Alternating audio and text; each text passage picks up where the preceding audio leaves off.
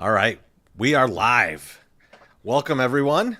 It's me, Treasy E, with my brother Beefloaf. We're gonna talk a little bit about a big trade that went down. I don't know how big of a trade it is though. When you really put it into perspective, feels like two kind of Tetris-y moves here, like where the Braves were running out of room on the 40 man, and the Sox had plenty of it, and they said let's just switch up here and make this make sense. And that's what we got. So last night around 11 p.m., a friend of the program, Jeff Passon, tweeted out a trade. I'll put it up on the screen here. And it was so the Sox sent Aaron Bummer to the Braves for Mike Soroka, Jared Shuster, Nicky Lopez, Braden Shewmake, and Riley Gowens. So we figured we should come here and we should break it down for you. We'll go player by player. And Beef, any overarching thoughts on the trade before we get into it?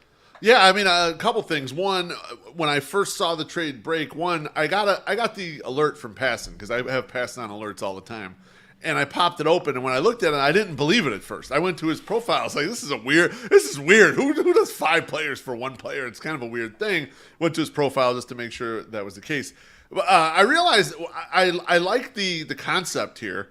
For the White Sox, because as you mentioned, they got a bunch of crap on the 40-man roster, and like this is something to raise the floor of the 40-man, in my opinion. So like, we're going to quibble about the various players and kind of what the true value of this trade is, which I think is closer to even Steven than it is like the Sox got some big haul here.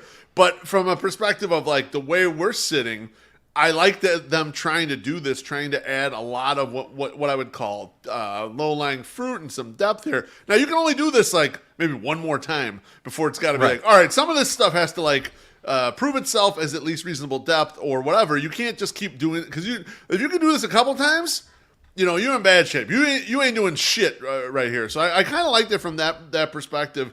I guess the Getz thing for me. All the positive shit we've heard about Chris Getz so far, Treasy, has been he's taken these antiquated things and made them like, level setted them, making them basically just league normal. Average. Just normal shit, not cutting edge or nothing. That's what it looks like he's doing with the 40-man. The 40-man been fucked up since Rick Hahn was here. Like like the bottoms of the 40-man would be so fucked up, and we would laugh about it every single time. Even when they had a good team on the field, it was like the bottom 8 to 10 spots were bullshit. It looks like he's trying to turn some of those over. So that's kind of my overarching thought here is like this had the makings of we got a lot of problems, but let's start fixing this problem right here. Yeah, and you could probably I agree with you. You could do it at least one more time. Because there's 5-6 guys on the 40-man that don't need to be on the 40-man, and it's just it's rough. So it's not as rough as when like Rick Hahn had 40 catchers on the 40-man, but it's not good. So but I mean, it too, like them not protecting Wilfred Veras, and a lot of Sox fans are confused. And I'm thinking, no, that's the right move. No one's going to steal Wilfred Veras from you in the Rule 5. This is the proper way to do it. You don't put Mick Rodolfo on there when he's in low A. Like no one's taking when this he's guy low A and hurt, and like what do you don't need to do that. Don't do that. So let's get into the trade though. So I mean, first up is obviously Aaron Bummer. Let's talk a little bit about him, and I'll just give a quick overview. If you're a Braves fan and you're watching this, you're going like, what are we getting? Aaron Bummer statistically looks pretty good, right? Like he's got a high ground ball rate. His ERA plus has been good over the years. Last year it was bad. There's no sugarcoating. Last year it was bad. He sucked last year. But the other thing about Bummer is he doesn't give up home runs. In fact, he's only given up 18 in his whole career. And that's a 7-year career, 272 innings pitch, 18 homers total. So that's very good. That's what you want out of a reliever. He does put the ball on the ground. Where the problem lies is in the command.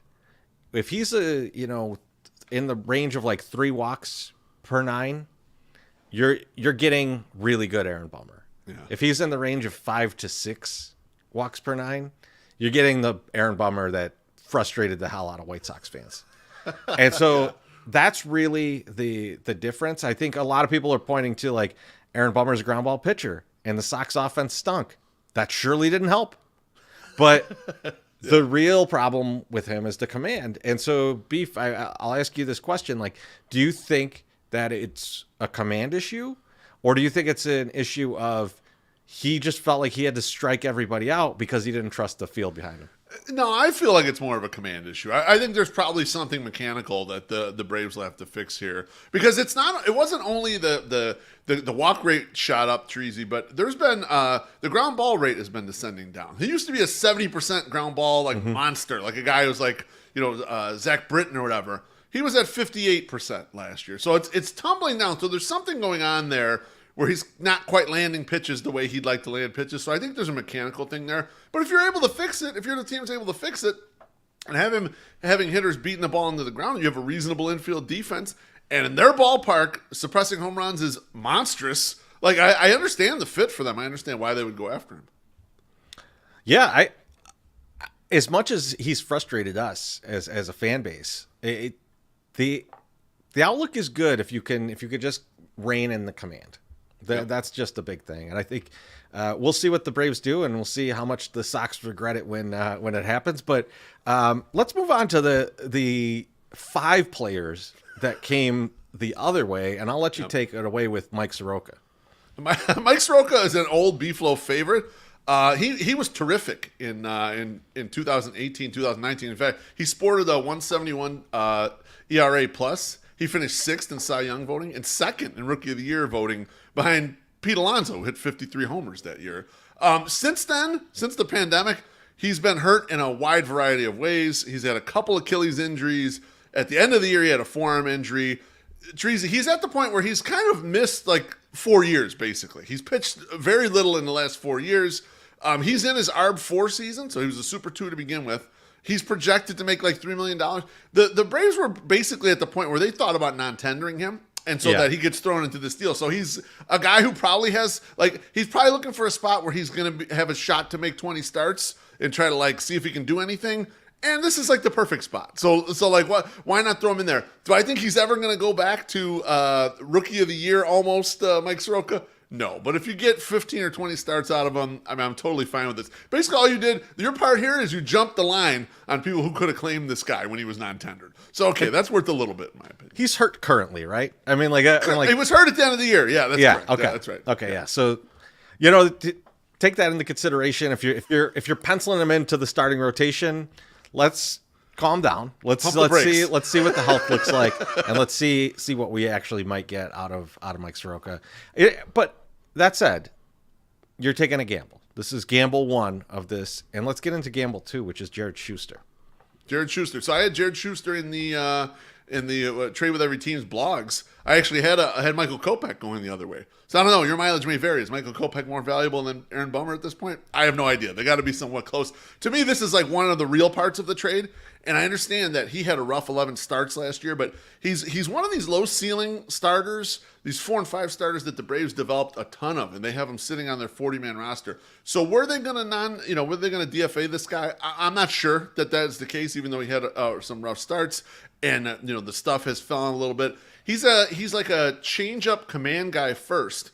But about 18 months ago, the command started to deceive him a little bit. So even though he got the audition in the major leagues, the strikeouts have gone down, the walks have gone up. So this, to me, feels like kind of a Brian Bannister project. When I was reading some of the scouting reports on him too, he's a guy who uses deception a lot in his pitching. And that's something I've listened to Brian Bannister talk about on podcasts that he's a big fan of, like the use of deception and different ways to deceive. So I wonder if he wasn't a guy who said, you know what, I'd really like to get my hands on this guy if we could. So I kind of like it. And he's another guy, Treasy, magically. The Sox not used to having these. He's a guy who could start in the major leagues, but he also has 2 minor league options. Meaning you could start him, and then if it doesn't work for a while, you can send him back to Charlotte. And guess what? We could slide another guy in here. The Rick Hahn era, do we ever even have those guys? I mean, David Spark might be the only one I can think of. Because you basically would, like, in a trade like this, you'd be grabbing a guy who, was maybe on the fringe of being DFA, but also out of options. Like, you have to go all in on this player. Yes. So it's good to see that they don't have to here, and that, he'd truly be competing for a spot. Right? Like, I mean, like if you bring in a few more guys on minor league deals or kind of guys that you might be willing to just cut if they don't make it, then you might come out with an actual pitching rotation, which is weird. Right? Just weird because you're looking at this team going like they got one starter. Yeah. Like Yep. the White Sox have Dylan Cease and then no other sure starter. Yep. All right, let's jump into the position players that are in the middle here. So we'll go with Braden Shewmake. Beef, what do you got on Braden Shewmake? I mean, this is a glove first player, tall, lengthy guy, 6'4", 190 pounds. Kind of the bat makes a lot of contact. It just doesn't make a lot of impact contact. He's got speed. He's a 60 runner. I think this is just more along the lines of, hey, let's grab another guy who's solid defensively and we'll see what we can do here. I would love to see them kind of rework him and see if they can get to some of the power. When you have those long levers like that, the fact that you're not making impact contact is disappointing. I also read a little bit too that like the guy swings at everything. So like even though he had a 7.5% walk rate trees and swings at everything. So I think he's one of these guys who maybe makes too much bad ball contact. And like if you could adjust that just a little bit, maybe you're gonna unlock some next level. But I don't think they did this and said, oh, this guy is gonna be in the starting lineup tomorrow. I don't think that's the approach here. This guy also has options. I think it's just like depth. Well, it's a reasonable depth to go play short. I think maybe they're trying to bring him at least to Chicago for a little while, fatten him up. They might need him to hang out with us a little bit. We'll get him on the 108 weight gain scenario. We'll damn right. Beef him up a little bit, get a little more power in those legs. Yep. Get him going. I am interested here though because this is the kind of guy that if you could rein it in even a little bit, it seems like he's got such a good eye for the zone that like just not being wild in the zone, of like just swinging at everything that's near it. Yeah. Might be something where you could say, okay, this guy walks at a 10% clip, and now that's valuable to a team, even if you're not much of a hitter, as long as you're a glove first guy. The thing that I did read though is that his arm's a little erratic at short, so it could be that he ends up being a second baseman, which isn't a terrible scenario for the Sox because they haven't had one of those in a long time. So Let's try some shit. Yeah, exactly. But speaking of second baseman, Naperville's own Nicky Lopez comes back, and Beef. This is another glove first, no power, and in this case a utility guy more so than anything. He's the glove works at second and third pretty well, and he could play a little bit of short. Right, that's a valuable guy to have on the roster. He is in his arb years though, so like he's not that cheap for what he is. But I think to me where this is all going to kind of depend on his value to the team is that walk rate. Because if you look at it, varies by year. And if he's up in that like 8%, 9% walk rate as the utility guy, that's going to be a valuable player to the bench, right? If he's at that 6%, you have 1,000 of those. You have a whole bunch of those, and they're all cheaper than him.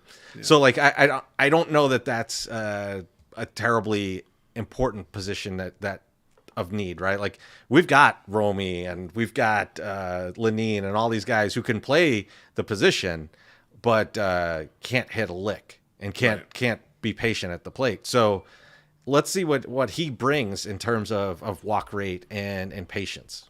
Yeah, I think the strong glove is the backbone here, and Treasy, he's another guy who's just letting you get the line pass at the buffet. Basically, they were probably gonna not tender him a contract because the ARB raise he's expected to get is to $3.9 million. He's ARB year 3. He was also Super 2, so there's one more year of control after this. Should you want it?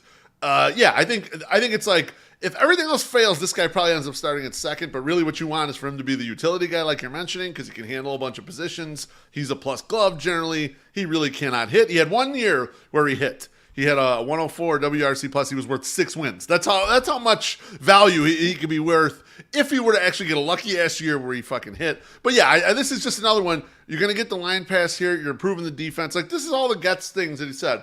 They want quick players who can improve defense, and the position players in here, they're kind of like doing that with them, right? These are the Nicky Lopez's and the Shewmakes of the world. These are the guys that they're peppering up the middle defense with. I don't blame him, right? I don't blame him going and getting defense. Defense is a quick way to turn around your team. So I get the idea. I think it's a reasonable way to go about things. I'm not sure so much about Nicky Lopez or what he's going to bring, but I hope he proves me wrong, and I hope he, if he ends up with a mid 90s WRC plus, we're running away with the trade right there. Yeah, I'll be like Fred Sanford. I'll be having a big one. That's how shocked I'll be if he does that. But it'll be great.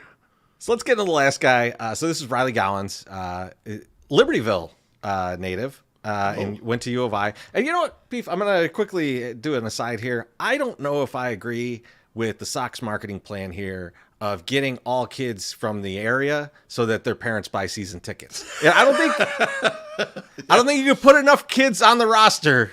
Brooks strikes again. That. Brooks Boyer is the one behind this. He's just training as many local kids for season tickets. We see your plan, Brooks. All right. So Gowens was just drafted in the 2023 draft. He's 24 years old. So he's basically the Paul Blake of the major leagues right now. So he's like 24 and like single A. I'm not sure what you got here. He's a big kid, big fastball, solid curveball. He's already throwing out of the stretch only, right? Like this is destined for reliever. Like this is where it's going. There's no like starting pitcher upside here. Don't even get it in your mind. Like I think he's listed as a starting pitcher right now, but this is a reliever. That's the way it's gonna go. But nothing wrong with that. Nothing wrong with just getting a free like end of the deal. Like throws real hard and has a curveball reliever. I'm in, right? Like you could always use that guy. Yeah. Doesn't require 40-man protection right now. And it's funny, in the 108 group chat, the first thing you messaged me when you started looking up, he goes, they got Barstool Carl in the trade. That's who this is. They brought over the Illinois closer, and that's it. Like they got Barstool Carl. So who cares? He's 24. He throws real hard. He's an A-ball. Like maybe he's one of these guys. If he matures, things go right or whatever, he's in the majors next year because they move those older guys fast. They're not worried about like making sure they get these old guys. You move or you're out. That's I mean they would consider the college ball along the lines of playing rookie ball and A ball, and now he'll probably, I would assume that he's in Double A when we start the season. Like I'm assuming they're just gonna see what they got and see if they can get him into a relief role in the near future. So overall, Beef, interesting trade. I think at the very least, I give Chris Getz some credit for going out and finding a team that needed to move some guys that were going to either have to DFA these guys or didn't really know how they could get any additional value out of these players, and scooped them up all together for one guy that maybe he was trying to get rid of. So I don't know how much Brian Bannister liked Aaron Bummer or liked what he saw out of his command last year or things like that. So very interesting trade. We'll wait to see what happens. We do got a drink here from Yum. So cheers, Yum. Thank you. Cheers, Yum. Appreciate you. Don't worry about what's in here. I'm working right now, so we can't disclose that. I have Coke Zero. I'm using it to help digest those 2 McRib I just had a little while. Oh, baby. It's happening. Wonderful. Well, thanks for everyone for jumping on. We just wanted to get a quick video on and talk about this a little bit. We'll put this up in a blog shortly. But everyone, have a great weekend, and we'll talk to you soon.